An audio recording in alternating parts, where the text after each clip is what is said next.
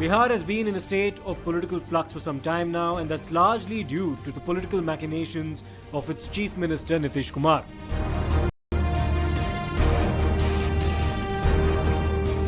Between 2005 and 2013, he led Bihar as the Chief Minister as part of an alliance with the NDA. But in 2013, when Narendra Modi was announced as the chief campaigner for the BJP ahead of the 2014 Lok Sabha polls, Nitish decided to leave the NDA.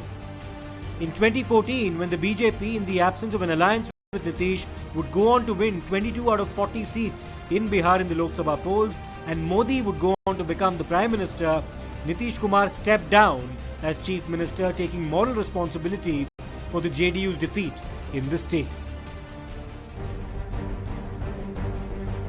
But Nitish, some would say, would have his revenge, so to speak. In 2015, he would join hands with Lalu Prasad Yadav, his rival, to keep the BJP at bay. In the 2015 state elections, the Mahagathbandhan, as it would be called, comprising the JDU, the RJD and the Congress and the left, would win a comfortable victory in Bihar. Bihar के मुख्यमंत्री present और continue अगले मुख्यमंत्री नीतीश कुमार जी और सभी media के साथी महागठबंधन का जो ग्रेट हिस्ट्री दिया है बिहार की जनता ने, गरीबों ने, पिछड़ों ने, दलितों ने, अकलियत के लोगों ने और उच्च जात के भाइयों ने भी गरीब लोगों ने दिया। इसके लिए हम दोनों भाई आभार व्यक्त करते हैं और भाजपा का बिहार की महान जनता ने बिहार की जनता ने सुखड़ा साफ कर दिया। ये जीत जनता की जीत है और महागठबंधन की जीत है, और ये जो महागठबंधन की एकजुटता है और महागठबंधन ने जिस प्रकार से काम किया, प्रारंभ से ही हम सब लोग एक मत रहे, कोई विवाद सामने नहीं था और आगे का भी साझा कार्यक्रम भी हम लोगों ने मिलकर तय किया। और हम समझते हैं कि जो इतना बड़ा मैंडेट मिला है तो हम लोग इसको विनम्रता पूर्वक, जनता ने जो जिम्मेवारी सौंपी है, हम लोगों पर भरोसा दिया है, विश्वास किया है, हम उनको यही आश्वस्त करेंगे कि हम उनके भरोसे के लायक काम करने की पूरी कोशिश करेंगे अपनी क्षमता भर। But the flux would continue. In 2017, the alliance would come under severe stress due to a slew of corruption cases against Lalu Prasad Yadav and members of his family. Remember that Lalu had already been convicted in 2013 in the fodder scam. But Nitish would increasingly be frustrated at serious allegations of financial impropriety against his alliance partner. In 2017, Nitish quit the Grand Alliance and the BJP extended support to not only revive the NDA in Bihar but have the JDU return to the NDA fold. In 2020, the results of the assembly election were interesting to say the least. The NDA won the election, but the JDU was able to secure only 43 out of 115 seats it contested. The BJP won 74 out of 110, clearly a better performance than its alliance partner and a far superior strike rate. As far as the RJD Congress alliance was concerned, it was the Congress that dragged its partner down. The Congress was only able to win 19 out of 70 seats in 2020 compared to the RJD's 75 out of 144. वो जैसी करनी कर रहे हैं ना, उसके ऊपर ये भी ज़्यादा ही है। उनको तो डबल डिजिट में नहीं पहुंचने देना चाहिए था, लेकिन ठीक है, 70 सीट पे लड़ते हैं और 19 पे सिमट जाते हैं। अपनी समीक्षा करें कि आपने बिहार के साथ क्या किया है Congress. Well, I think more than working around SWOTs on somebody else, I think I would concentrate doing that on me and my party. So my complete focus would be understanding my strength, my weakness, the opportunities that I had or I have, and my threats is what I'll be working on. I have nothing to say. I think the opposition tried their best. I think now gracefully they should accept their defeat rather than blaming it on EVM machines and on election commission. I think they should gracefully accept their defeat and should re-strategize and work for coming 24-25 elections. Despite JDU's fewer numbers, the BJP agreed to Nitish remaining chief minister. But there was to be another twist in the tale.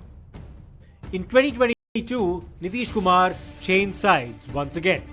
He accused the BJP of threatening to split the JDU and return to the Gadbandhan.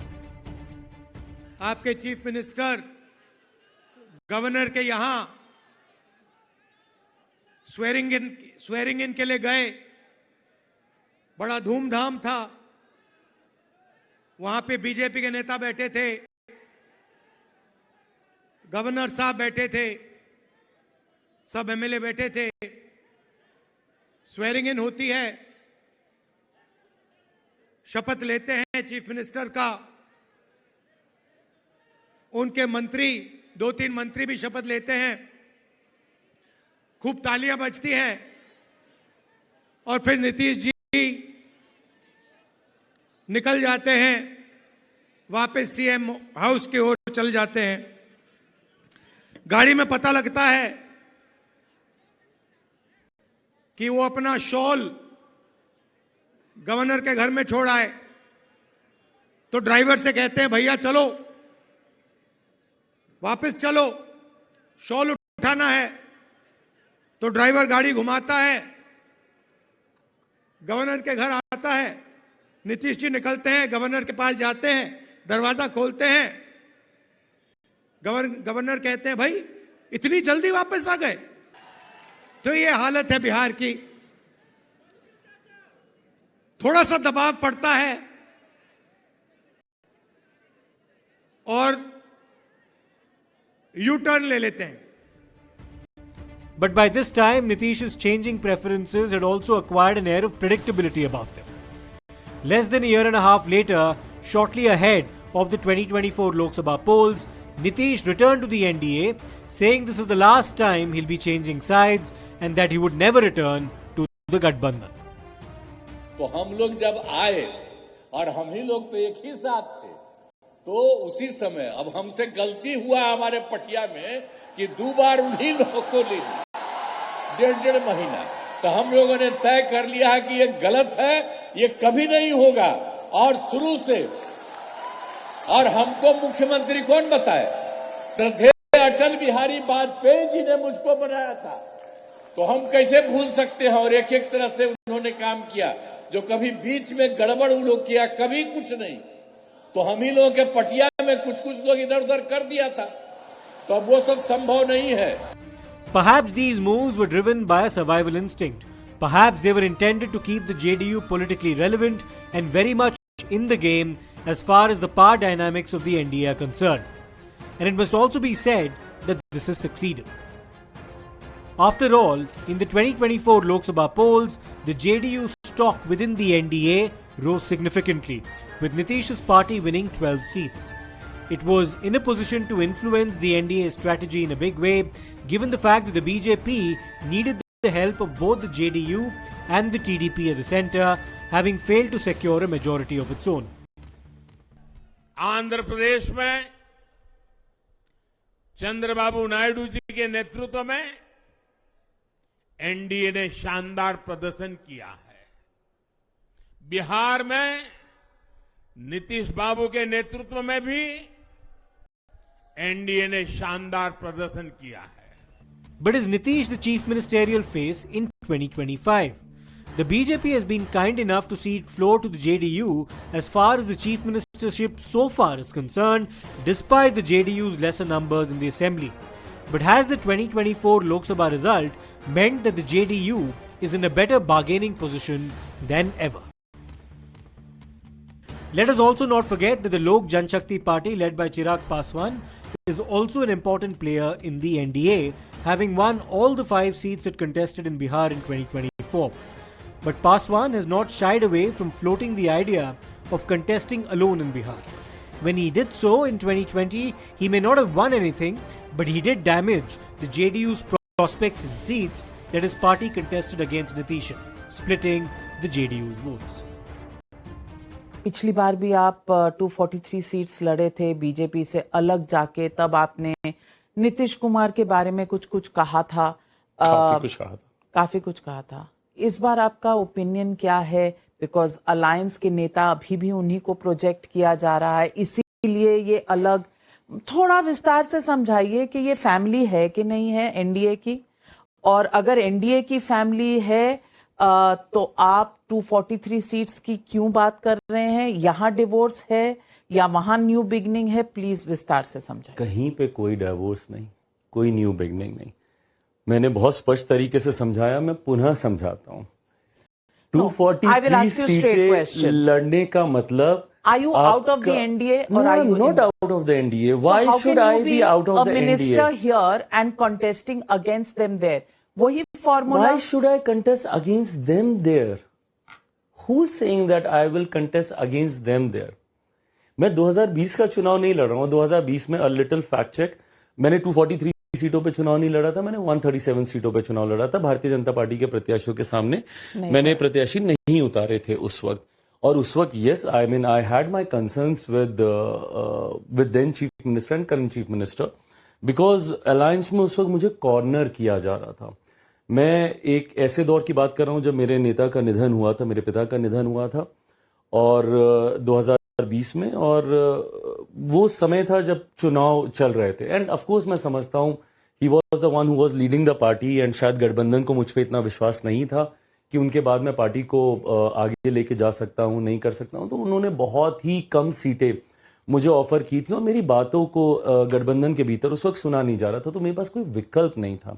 आज की तारीख में when you से कि वो same वही चेहरा है, तो क्या आपके इश्यूज रिजॉल्व हो गए? ऑफ कोर्स रिजॉल्व हुए, क्योंकि अब मुझे गठबंधन के भीतर वो स्पेस मिलती है अपने कंसर्न्स को एड्रेस करने की।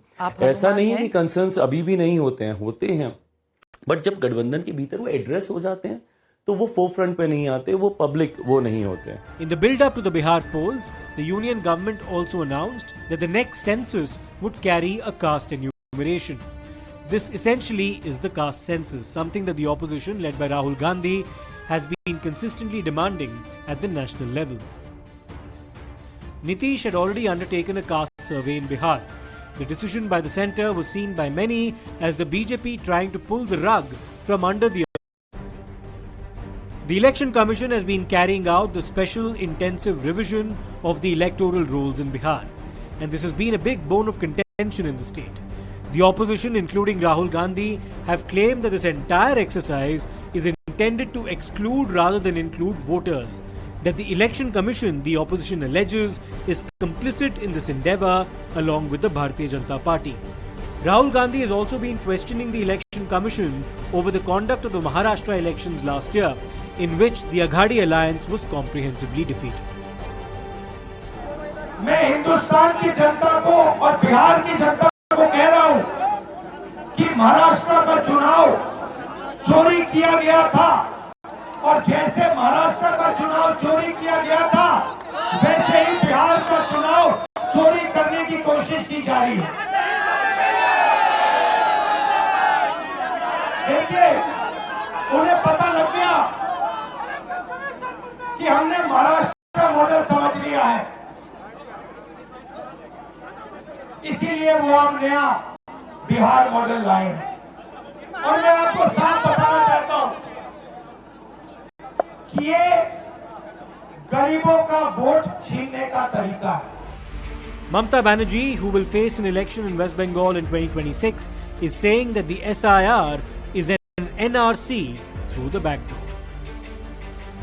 एक तो इलेक्शन कमीशन बैठे हैं, मैं उसको डिसरेस्पेक्ट नहीं करते हैं, लेकिन अगर कोई बीजेपी दलाली करे तो हम उसको इंसान के लिए हम कहेंगे दलाली मत करना, हम नहीं छोड़ेंगे। The BJP's defense has been that this entire exercise, unlike the NRC, is actually being conducted by the Election Commission and not the central government, and therefore should not be compared to the NRC.